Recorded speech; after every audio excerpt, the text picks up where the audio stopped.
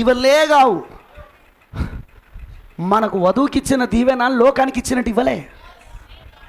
ఒప్పుకుంటారా మీరు? ఇప్పుడు బ్యాప్టిస్టులు ఏమని చెప్తారు? దేవుడు మమ్మల్ని ఎంతో దీవించాడో తెలుసా, మా మా మా చర్చ్కి మొత్తం 5,000 మంది వస్తున్నారు అంటుందా లేదా? పెంతెకోస్తలు అంటున్నారా లేదా? అన్ని చర్చలు అంటున్నాయా లేవా? మాకు సంఘాలు సరిపోవట్లేదు, కొత్త బిల్డింగ్ కడుతున్నామని. పెద్ద పెద్ద కూడలిలో, జంక్షన్లలో వీళ్ళు స్థలాలు కొని షాపింగ్ కాంప్లెక్స్లు కట్టి కిరాయికి ఇస్తున్నారా లేదా? అద్దెకిస్తున్నారా లేదా? వినపడతలే నాకు. ఏమంటాను అవన్నీ? దేవుడు దీవెనా. ఎంటా మెసేజ్ వాడు ఇప్పుడు ఎట్లా తయారయ్యాడు? వీడు అంతే. దేవుడు నన్ను దీవిస్తున్నాడు, నా సంఘంకి నేను ఈ వర్తమానంకి వచ్చినాక నా సంఘంలోనికి మా చాలామంది వస్తున్నారు, పాస్టర్లు అందరూ నేను పెట్టే పాస్టర్స్ కాన్ఫరెన్స్కి వస్తున్నారు. అది దీవెన కాదు రాలేదు. ఎందుకంటే అదే కార్యం అక్కడ కూడా జరుగుతుంది. మరి వధువుకి ఇచ్చిన దీవెన అంటే ఇది మనుష్య కుమారుని పరిచర్య. ప్రకటన 10 ముద్ర, దేవుని ముద్ర. అదే మనల్ని శరీర మార్పు చేసేది. అదే మనల్ని ఈ పరిమాణము నుండి 7వ పరిమాణానికి తీసుకెళ్ళేది. డైరెక్ట్ రూట్ అది ఒక్కటే. ఇప్పటివరకు నిద్రించిన వాళ్ళందరూ వెళ్ళి 6వ పరిమాణంలో ఉన్నారు. ఇంకెవరు 7వ పరిమాణానికి వెళ్ళలే. ఆ బైబిల్లో ఉన్న ప్రవక్తలందరూ కూడా ఎవరు 7వ పరిమాణానికి వెళ్ళలే, 6వ పరిమాణంలోనే ఉన్నారు. అవునంటారా? మీరు జాగ్రత్త వినాలి ఈ మాటలు నేను చెప్పేది. 7వ పరిమాణానికి వెళ్ళారు ప్రవక్తలు దర్శనాలలో. దేవుడు వాళ్ళని ఆత్మవశుడే తీసుకెళ్ళారు. కానీ వాళ్ళు వెయిటింగ్ చేస్తున్నారు. ప్రవక్తలు 6 సంఘకాలంలో వధువు వెయిటింగ్ చేస్తుంది, ఎదురు చూస్తుంది. 7వ పరిమాణానికి వెళ్ళాలంటే ఇదిగో భూమిపైన ఒకరు ఉన్నారు. ఇప్పుడు 7వ వాడైన హానోకు ఉన్నాడు ఇక్కడ. దేవునితో నడుస్తున్న హానోకు ఉన్నది ఇక్కడ. 7వ వాడు ఉన్నాడు ఇక్కడ. వీళ్ళు లేకుండా వాళ్ళు పరిపూర్ణులు కాలేరు. వాళ్ళందరూ మన కోసం వేచి చూస్తున్నారు. నేను చెప్పాను కదా, running race, relay running race అంటారు దాన్ని. ఒకడే పరిగెత్తాడు, 7గురు పరిగెడతారు. వింటున్నారా? విజయం ఎవరి దగ్గర ఉంటుందంటే 7వ వాని దగ్గర.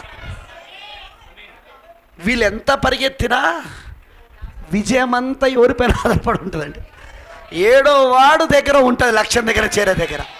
ఇప్పుడు విజయం అంతా ఎవరి దగ్గర ఉంది? ఇప్పుడు పౌలు గారు ఎవరి కొరకు ఎదురు చూస్తున్నాడు?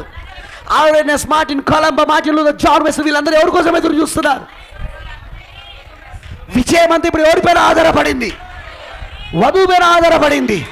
ఇప్పుడు వధువు మార్పు చెంది వెళ్ళినప్పుడు అందరం మనం 7వ పరిమాణానికి వెళ్ళిపోతాం. ఇక సింహాసనం దగ్గరికి వెళ్తాం. 7వ పరిమాణంలో దేవుని సింహాసనం ఉంది.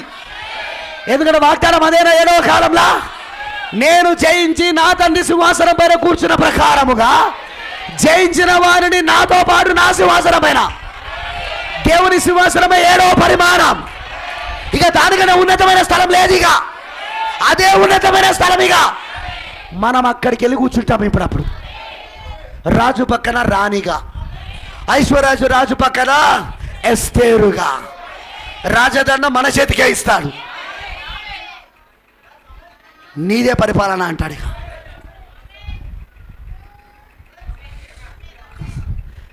సో ఇప్పుడు వాళ్ళందరూ 7వ పరిమాణానికి వెళ్ళడానికి ఎవరి కోసం ఎదురు చూస్తున్నారు? వధువు కోసం. ఈ చివరి దినాలలో ఉన్న పెళ్లి కుమార్తె కోసం, మన కోసం. ఇది ఏం కాలం? ముద్రించబడుతున్న కాలం. బ్రాండ్ వేసేస్తున్నాడు.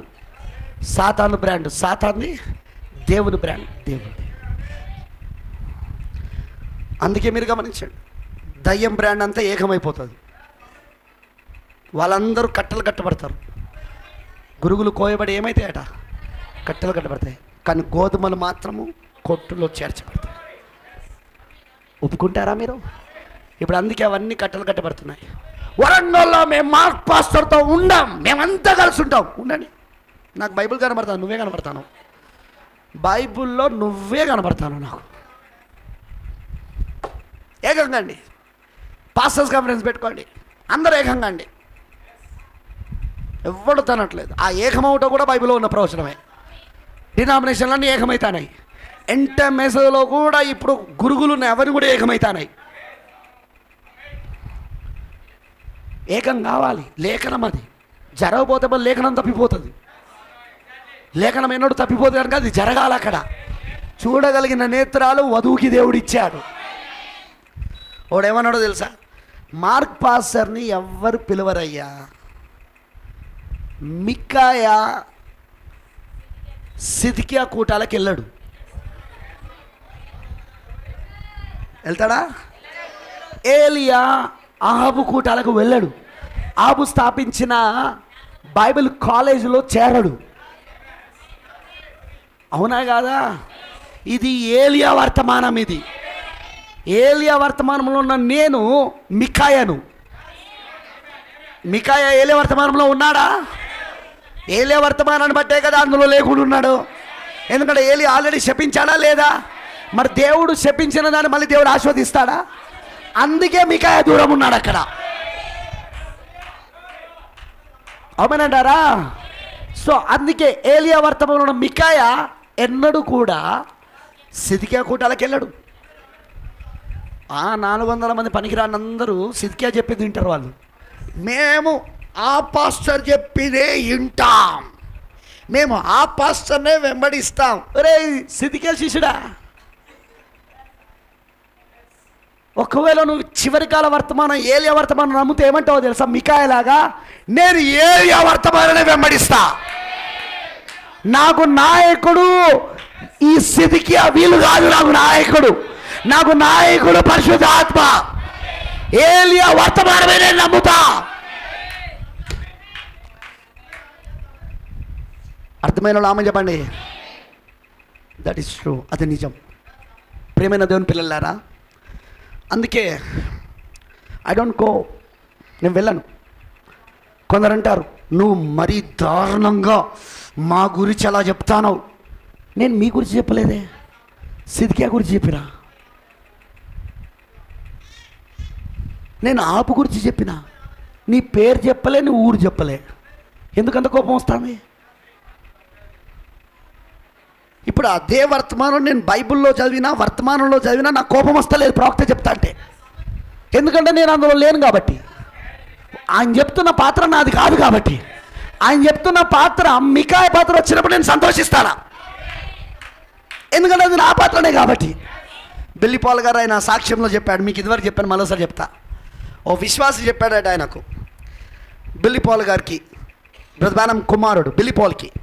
ఏంటిదట అంటే, ఒక విశ్వాసి ఎప్పుడూ ఆఫీస్కి బ్రదర్ బ్రానమ్ మెసేజ్ తీసుకెళ్ళేవాడు, ప్రాఫెట్ బ్రానమ్ గారి మెసేజ్లు. ఆ మెసేజ్ తీసుకెళ్ళినప్పుడు ఆ మెసేజ్లు చదువుతుండేవాడు ఖాళీ సమయంలో. ఒకసారి వాళ్ళ బాస్ అడిగాడట, ఏంటి చదువుతున్నావు నువ్వు అని. అప్పుడు ఆయన అన్నాడట, విశ్వాసి, ఇది ప్రాఫెట్ విలియం బ్రెన్నమ్ గారు బోధించిన వర్తమానం అండి అని చెప్పాడట. అప్పుడు ఆయన అన్నాడట, నాకు కూడా ఇవి చదువుతారన్నాడట.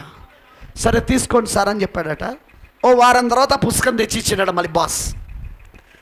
పిలిచాడట ఆఫీస్ రూమ్లోకి. పిలిచిన తర్వాత ఇలా అన్నాడట, ఎవరైనా నన్ను ఒకటే కాకి గ్రద్ద అంటున్నాడు, నువ్వు ఇంకోసారి ఈ పుస్తకం నా ముందు కనబడనియద్దు. నువ్వు ఈయన ఎవరైనా నన్ను పట్టుకొని కాకి కథ అంటున్నాడు అని అన్నప్పుడు అప్పుడు ఆయన అన్నాడట, విశ్వాస్ అన్నాడట, ఆయన నన్ను పక్షిరాజు అన్నాడట. నువ్వు ఏ పాత్రలో ఉన్నావు అనేది అది నీ క్రియలు, నీ జీవితం, నీ లక్ష్యం పైన ఆధారపడ్డది. దానికి నీ కోపం రావడానికి కారణం వాక్యం కాదు, నీ పాత్ర అది. చాలామందికి ఇప్పుడు నా మెసేజ్లు విని కోపం వచ్చేస్తాయి, ద్వేషం పెంచుకుంటాను, బహుశా ఏమైనా చేద్దామని కూడా చూస్తున్నారు. మొత్తం ఆంధ్రప్రదేశ్లో ఉన్న పాస్టర్లందరినీ పిలిపించి మార్క్ బ్రదర్ని అందులో పిలిచి మేము మాట్లాడాలనుకున్నాం. ఏంద్రా నన్ను పిలిచేది? నేను 7వ దూత వర్తమానం చెప్పుకుంటాను, నీకు శాతనైతే నువ్వు చెప్పుకో. నేను చెప్పే తప్పని నువ్వు రుజువు చేయగలిగితే చేసుకో, దాన్ని నువ్వు యూట్యూబ్లో పెట్టుకో. నువ్వేంద్ర అనిపిస్తారు బిషప్వా, లేకపోతే ఆంధ్రప్రదేశ్లో ఉన్న పాస్టర్లు అందరూ ఎవరా నాకు బిషప్లా? ఐ డోంట్ కేర్, నేను లెక్క చేయను అలాంటి దాన్ని. ఎందుకంటే నేను ఎవ్వడికి జవాబు చెప్పను, దేవుడికి మాత్రమే. నేను చెప్పేది 7వ దూత వర్తమానం. దాన్ని కాదు కూడదు అంటే నీ ఆత్మ ఏందో చెక్ చేసుకో. లేదా నేను చెప్పేది 7వ దూత వర్తమానం కాదనిపిస్తే, నేను చెప్పినవి లేనట్టుగా ఉంటే తీసి నువ్వు వర్తమానంలో చూపిస్తూ బోధించి దాన్ని వీడియో పెట్టుకో, చూద్దాం సవాల్. నేను చెప్పేది ప్రవక్త చెప్పిన కావని నువ్వు అనుకుంటే నువ్వు కూడా చెప్పు, సవాల్ ఇది. వీడియో చేసుకొని పెట్టుకో, చూద్దాం. అప్పుడు ఎవరిది రైటో ఎవరిది రాంగో వాళ్ళే చూస్తారు, విశ్వాసులే దానిని తీర్పు తీరుస్తారు. ఈరోజు ప్రాబ్లం ఏం తెలుసా? వర్తమానం చెప్పొద్దు, అదే ప్రాబ్లం. వర్తమానం చెప్పితే దయ్యానికి కోపం వచ్చేస్తాను, దయ్యపు పాత్రలో కోపం వచ్చేస్తాను. కానీ నేనంటాను, వాడికి కోపం రావడానికే నేను చెప్తా. వాడికి కోపం రావాలా, ద్వేషం రావాలా, కానీ ఏం చేయలేడు. ప్రవక్త మాట చెప్పాడు. ఏం చెప్పాడంటే, సిలువపై ఉన్నప్పుడు ఆ హనీబీని ఏమంటారు తెలుగులో? తేనెతీగ. తేనెతీగకు ఒక ముళ్ళు ఉంటుంది తెలుసా మీకు? తేనెతీగ కుట్టినప్పుడు ఏం చేస్తుంది తెలుసా? శరీరంలో ముళ్ళును పెడుతుంది, అది ముళ్ళుని ఇరుస్తుంది అది. అయితే తేనెతీగ ఒక్కసారే ముళ్ళుని ఇవ్వగలదు, ఇక మళ్ళీ దానికి ముళ్ళు రాదు. ఇక మిగతాసారి ఎన్నిసార్లు కుట్టినా ఉట్టికనే ఇట్లా ఇట్లా అంటుంది తప్ప ముళ్ళు మాత్రం పెట్టలేదు. మీకు అర్థమైందా? ప్రవక్త అంటున్నాడు, పౌలు గారు చెప్పిన ప్రకారముగా యేసుక్రీస్తు శిలువపై ఉన్నప్పుడు ఆ మరణం అనే ముళ్ళును ఆ తేనెతీగ సాతానుడు యేసుక్రీస్తు శరీరంలో పెట్టాడు. కానీ యేసుక్రీస్తు 3వ రోజున ఆ ముళ్ళును విరగొట్టాడు. ఆయన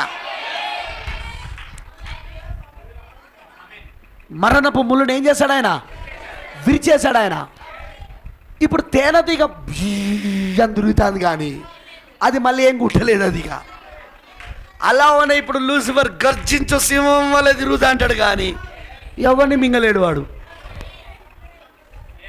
వధువును అసలే ఏం చేయలేడు వాడు. అర్థమైందా? అలానే మనం చెప్పే వర్తమానాలకు లూసిఫర్ కోపం వస్తుంటాడు కానీ ఏం చేయలేడు. ఏదైనా చేస్తా, ఏం చేయలేవు. ఆల్రెడీ నీ ముల్లిరగొచ్చిండు రే. నువ్వు సింహం వల్ల యాక్షన్ చేస్తాను కానీ నీ పళ్ళని ఎప్పుడో పీకిపడేసిండు. తిన్నావన్నా పళ్ళు లేవు.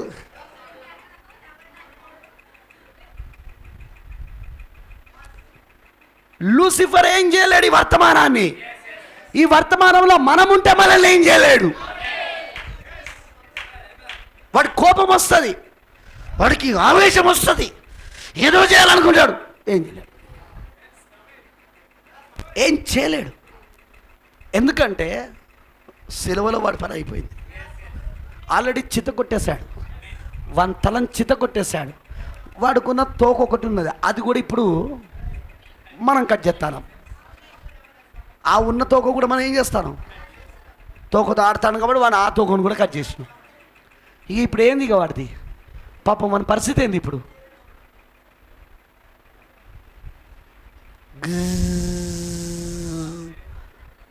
అంటాడు తప్ప కుట్టలేడు, ఇక ముళ్ళు పెట్టలేడు. ఇక అంతే, మనల్ని భయపెట్టడం బెదిరించుడే తప్ప ఇంకేం చేయలేడు వాడిగా. అర్థమైన రామని చెప్పండి. ప్రియమైన దేవుని పిల్లలారా, అందుకే మనం ఈ రోజున 7వ ముద్ర కింద దేవుని ముద్రను పొందుకుంటున్నాం. రేపు వస్తుంది 5th సీల్ కింద, 5వ ముద్ర కింద యూదులు ముద్ర పొందుకుంటున్నారు. 7వ ముద్ర కింద వధువు ముద్ర పొందుకుంటున్నారు. కానీ ముద్రలు వధువు కదా, మళ్ళీ యూదులు ఎందుకు వచ్చారు? రేపు వస్తుంది ఆ లింక్, రేపు వస్తుంది ఆ దానియేలు 70 వరాలు, రేపు వస్తుంది వీళ్ళు ఎందుకు దేవుడు ఇక్కడ పెట్టాడు, వీళ్ళని 7వ అధ్యాయంలో ఎందుకు పెట్టాడు. 6వ ముద్రకి 7వ ముద్రకు మధ్యలో 7వ అధ్యాయం ఉన్నది, దాన్ని ఎందుకు పెట్టాడు? బూరలను ఎందుకు పెట్టాడు? 10వ అధ్యాయానికి 7వ అధ్యాయానికి మధ్యలో, 7వ ముద్రకు మధ్యలో బూరలను ఎందుకు పెట్టాడు? ఆల్ దీస్ థింగ్స్, ఇవన్నీ మనకు వస్తాయి రేపు. And we will enjoy. ఖచ్చితంగా మనం ఆనందిస్తాం. ఎందుకంటే అందులో మనమే ఉన్నాం కదా. అందులో నువ్వే కనబడతావు కదా, నేనే కనబడతా ఉన్నాగా. అందుకే ఆ ముద్ర మనం పొందుకుంటాం. ప్రార్థన చేసుకుందాం.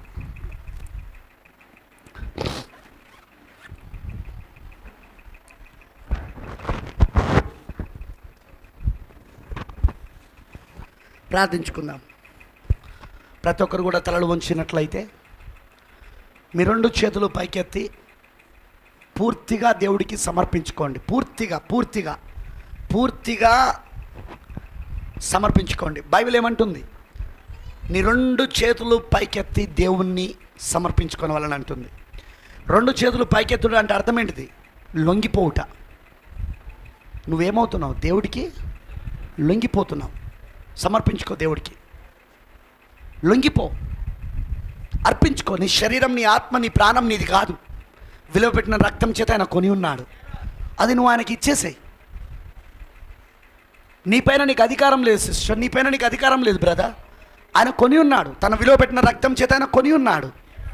నువ్వు ఆయనకు అర్పించేసుకో. Thank you lord.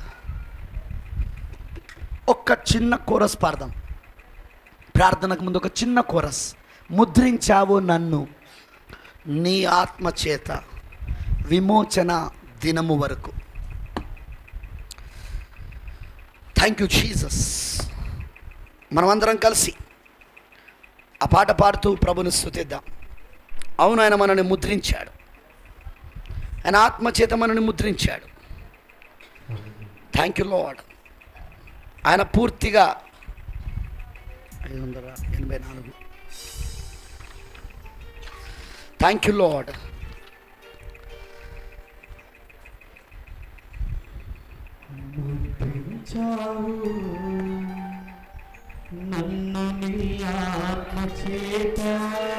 Praise the Lord.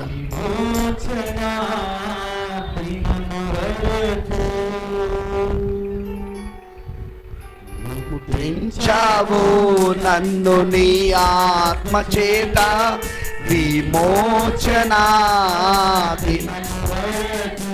యేసయ్యా, యేసయ్యా, యేసయ్యా, యేసయ్యా, యేసయ్యా,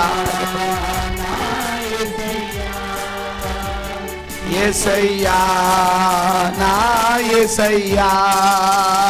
ప్రతి ఒక్కరు ముద్రించావు నన్ను నీ ఆత్మ చేత విమోచనా దినము వరకు.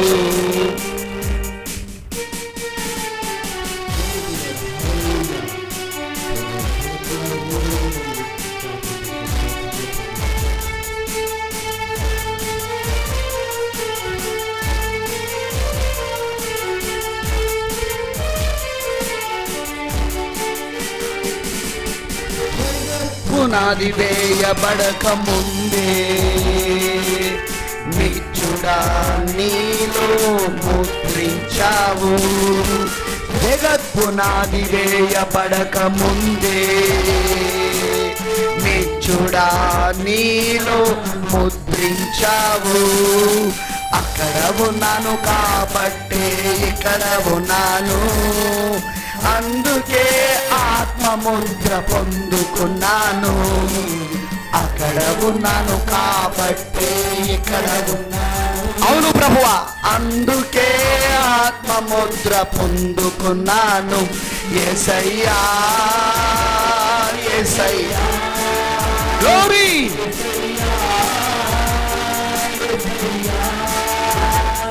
యేసయ్యా, నా యేసయ్యా, యేసయ్యా, నా యేసయ్యా.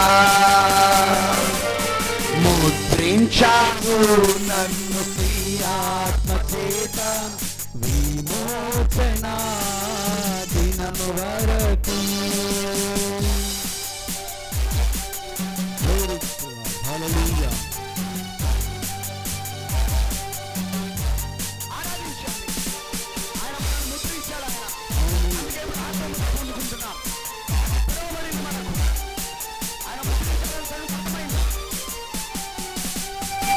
అంత్యకాల వర్తమానమందు అప్పుడే నన్ను నీలో ముద్రించావు. అంత్యకాల వర్తమానమందు అప్పుడే నన్ను నీలో ముద్రించావు.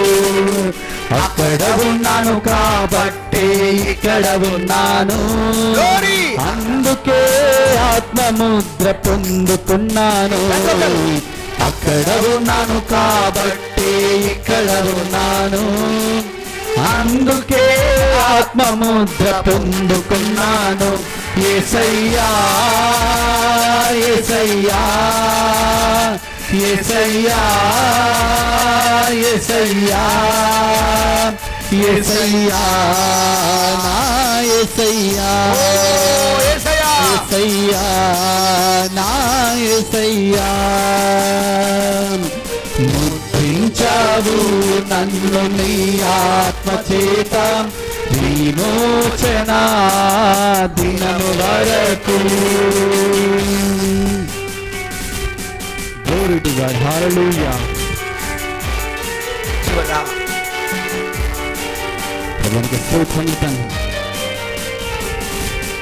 మధ్యాకాశములో నిన్ను కలుసుకొనుటకై వరుడాని భాగముగా ముద్రించావు. మధ్యాకాశములో నిన్ను కలుసుకొనుటకై వరుడాని భాగముగా ముద్రించావు. అక్కడ ఉన్నాను కాబట్టి ఇక్కడ ఉన్నాను, అందుకే ఆత్మముద్ర పొందుకున్నాను. అక్కడ ఉన్నాను కాబట్టి ఇక్కడ ఉన్నాను, అందుకే ఆత్మముద్ర పొందుకున్నాను. యేసయ్యా యేసయ్యా యేసయ్యా యేసయ్యా నా యేసయ్యా యేసయ్యా నా యేసయ్యా. ముద్రించావు నన్ను నీ ఆత్మచేత విమోచన దినము వరకు. ముద్రించావు నన్ను నీ ఆత్మచేత విమోచన దినము వరకు. యేసయ్యా యేసయ్యా యేసయ్యా యేసయ్యా యేసయ్యా నా యేసయ్యా యేసయ్యా నా యేసయ్యా యేసయ్యా నా యేసయ్యా యేసయ్యా నా యేసయ్యా. ప్రార్థన చేసుకుందాం. ప్రభువానికి స్తోత్రాలు. ముద్రించావు నన్ను నీ ఆత్మ చేత. ఎందుకంటే అక్కడ ఉన్నాము కాబట్టే ఇక్కడ ఉన్నాము, అందుకే నీ ఆత్మముద్ర పొందుకుంటున్నాం. ప్రభువా, జగత్తు పునాది వేబడకమునుపే నన్ను నీలో భాగముగా ముద్రించావు. అందుకే ఆ ముద్ర మాకు ఇప్పుడు తెరవబడినప్పుడు, అది మేమే అని గ్రహించినప్పుడు, ఆ ఎత్తబడే విశ్వాసము ఆ మర్మము ద్వారా మాకు వచ్చినప్పుడు, ఆ వాక్యము తెరవబడినప్పుడు, ఆ ముద్రలు తెరవబడినప్పుడు, ఆ మర్మము బయలుపరచబడినప్పుడు, అది మేమే, ఆ మర్మము మేమే అని మాకు అర్థమైనప్పుడు, నువ్వు మళ్ళీ నీ ఆత్మ చేత మమ్మల్ని ముద్రించి, మేము నీ బ్రాండ్ అని, మేము నీకు సంబంధించిన వాళ్ళమని ఈ ముద్ర ద్వారా, సజీవ దేవుని యొక్క ముద్ర ద్వారా మరొకసారి రుజువు చేస్తున్నావు. దేవా దేవా, మేమెంత ధన్యులం. We are the blessed people. మేము దీవించబడిన ప్రజలమై ఉన్నాం మేము. ఎందుకంటే ప్రభువా, ఆ ముద్ర ఎవ్వరికీ రాదు, ఆ ముద్ర ఎవరికి ఇవ్వబడదు. ఆ దేవుని యొక్క ముద్ర కేవలము మేము మాత్రమే పొందుకుంటాం. దాన్ని త్రోసేసిన వాళ్ళందరూ మృగము యొక్క ముద్ర పొందుకుంటారు. వారు ఆ మృగమునకు, ఆ ప్రతిమకు తప్పక ఆరాధిస్తారు. ఆ ముద్ర చేత వాళ్ళు నింపబడతారు, ఆ మృగం యొక్క ముద్ర చేత. కానీ మేమైతే ప్రభువా, ఆ గ్రంథంలో నుండి వచ్చిన వాళ్ళము గనక, ఆ గ్రంథము ఇప్పుడు మేమే అని తెలిసింది కనుక మాకందుకే ప్రభువా నీ ముద్రను, దేవుని యొక్క ముద్రను, పరిశుద్ధాత్మ యొక్క ముద్రను, గుర్తును, ఆ లాలాటముల గుర్తును నువ్వు మాకేస్తున్నందుకు వందనాలు దేవా. అందుకే మేము పాపమునకు వ్యతిరేకంగా ప్రలాపిస్తున్నాం. పట్టణంలో జరుగుచున్న అతిక్రమములు, పాపములు, ప్రతి వాక్య విరుద్ధమైన వాటికి అందుకే మేము ప్రలాపిస్తున్నాం. ఆ 6 దూతలు అందుకే ఇప్పుడు హతము చేస్తున్నారు. మొత్తము ఆ ప్రలాపించకుండా అలానే ఆ ఆచారాలతో, సాంప్రదాయాలతో వెళ్ళిపోతూ అలా సంఘముగా ఉండిపోయిన వాళ్ళందరినీ, సంఘ శాఖగా మారిపోయిన వాళ్ళందరినీ 6 దూతలు హతము చేస్తున్నారు. వాళ్ళు మృగం యొక్క ముద్ర చేత ముద్రించబడి చచ్చిపోతున్నారు. కానీ ప్రభువా మేమైతే జీవిస్తున్నాం దేవా. మా జీవం క్రీస్తులో దాగున్నదని మాకు అర్థమవుతున్నది ప్రభువా. వచ్చిన నీ పిల్లలందరినీ దీవించు. ఓ దేవా, నీ వాక్యము ఎవరి కొరకైతే నువ్వు ముందు నిర్ణయించావో వారికే ఈ ఏలియా వర్తమానం అర్థమవుతుంది, ఈ 7వ దూత వర్తమానం అర్థమవుతుంది. వారికే ప్రభువా, వారు ఎక్కడున్నా ప్రపంచంలో వాళ్ళు ఈ ముద్రను పొందుకుంటారు. పరిశుద్ధాత్మ యొక్క ముద్రను, పరిశుద్ధాత్మ యొక్క గుర్తును వాళ్ళు ఖచ్చితంగా పొందుకుంటారు. ప్రపంచంలో వాళ్ళు ఎక్కడున్నా, ఏ దేశంలో ఉన్నా వాళ్ళు నీకు మాత్రమే ఆరాధిస్తారు, వాళ్ళు నీకు మాత్రమే ఆరాధిస్తారు. అందుకే దేవా ఈ రోజున నీ పిల్లలందరూ దాన్ని గ్రహించే భాగ్యము దయచే, దాన్ని పట్టుకునే కృపనివ్వు. ఆ ప్రత్యక్షత నీ పిల్లలందరికీ దయచే. ఆ ముద్రను అందరూ పొందుకుందురుగాక. ఇప్పుడు ఆ బలిష్ఠుడైన దూత ఇప్పుడు ఆ అవసనార బట్ట ధరించుకొని, నడుముకు లేఖికి యొక్క సిరాబుడ్డను పట్టుకొని లాలాటముల గుర్తులు వేస్తున్న దూత ఇప్పుడు ఆ నీళ్ళపైన, ఆ ఏటిపైన ఆడుచున్న, ఆ సన్నని నార బట్టలు వేసుకొని ఉండి ఆడుచున్న ఆ దూత ఇప్పుడు మళ్ళీ మా కాలములో తండ్రి ముద్ర వేయడానికి తిరుగుతూ ఉన్నాడు. మేము ఆ ముద్రను పొందుకోవాలి. ఇప్పుడు పొందుకుంటున్నాం ప్రభువా. ఎవరైతే ఆ ముద్రను పొందుకుంటున్నారో, గుర్తును పొందుకుంటున్నారో వాళ్ళు భద్రంలో ఉన్నారు. వాళ్ళు ఇప్పుడు సెక్యూరిటీలో ఉన్నారు, భద్రతలో ఉన్నారు. వాళ్ళు ఇప్పుడు విమోచన దినం వరకు ముద్రించబడి ఉన్నారు. వాళ్ళు ఇప్పుడు పూర్తిగా పూర్తి హక్కులు, ఆ ముద్రలో ఉన్న వారిపైన పూర్తి హక్కులు ఆయనకు మాత్రమే ఉన్నది, దేవునికి మాత్రమే ఉన్నది, వాక్యానికి మాత్రమే ఉన్నదని ఆ ముద్రలో ఉన్నవారు, ఆ ముద్రలో ఉన్న వారిపైన హక్కు ఆయనకు మాత్రమే, దేవుడికి మాత్రమే, వాక్యానికి మాత్రమే ఉన్నదని ఆ ముద్ర సూచిస్తున్నది ప్రభువా. ఆ ముద్ర పొందుకున్న వాళ్ళందరూ ఆయన చేతిలో ఉన్నారు, ఆయన బ్రాండ్కి సంబంధించిన వాళ్ళు. అందుకే దేవా ఆ ముద్రను ఎవరెవరైతే ఇంకా పొందుకోలేదో ఈ మధ్యాహ్నం వాళ్ళు పొందుకుందురు కాక. ఆ 7 ఉరుముల యొక్క స్వరము కింద ఆ ముద్రలు తెరవబడినప్పుడు ఆ 7 ఉరుముల యొక్క స్వరము కింద వారి పేరును విందురు కాక, వాళ్ళ ఆ ముద్రను పొందుకుందురు కాక. తప్పకుండా నువ్వు అది సహాయం చేయమని. వధువుగా ఇంకెవరైతే ఆ ముద్రను పొందుకోవాలనో ఆ చివరి వాడు ఆ ముద్రను పొందుకున్నప్పుడు ఫినిష్, ఎత్తబడుట జరుగుతుంది.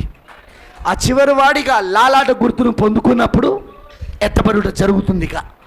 ప్రభువా నువ్వు తప్పకుండా అది చేస్తావని నాకు తెలుసు, అది అవుతుంది ప్రభువా, జరుగుతుంది ఇప్పుడు.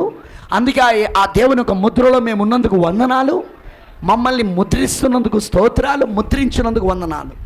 ఇంకా ముద్ర పొందిన వాళ్ళందరూ పొందుకునే భాగ్యం దాయిచ్చేయమని, కృప చూపించమని. ఎవరైతే ఈ వర్తమానాలు వింటున్నారో, చూస్తున్నారో వాళ్ళందరికీ నీ ప్రత్యక్షత దయచేయి, వ్యక్తిగత ప్రత్యక్షత ఇవ్వుదేవా ప్రభువా. ఇది 7వ దూత వర్తమానమని, ఇది ఈ కాలములో ఆ 3వ దూత ప్రకటన 14లోని 9 నుండి 11 వచనాలను 3వ దూత ప్రకటిస్తున్న వర్తమానమని, మృగము, దాని ప్రతిమ, దాని ముద్ర, దానికి వ్యతిరేకంగా ప్రకటిస్తున్న వర్తమానమని, దేవుని ముద్రకు అనుకూలంగా ప్రకటిస్తున్న వర్తమానమని, 7 ముద్రలు తెరవబడి ముద్రించబడుతున్న వర్తమానమని, వధువు ముద్రించబడుతున్న వర్తమానమని ఖచ్చితంగా ఈ వర్తమానం వింటున్న వాళ్ళందరూ గ్రహించుదురుగాక. ఈ విషయాలు అర్థమవునట్లు చేయమని, వారికి ఆ ప్రత్యక్షత ఇవ్వమని యేసు క్రీస్తు నామములో ప్రార్థిస్తున్నాను. ఆమేన్. God bless you all. దేవుడు మీ అందరిని దీవించును గాక.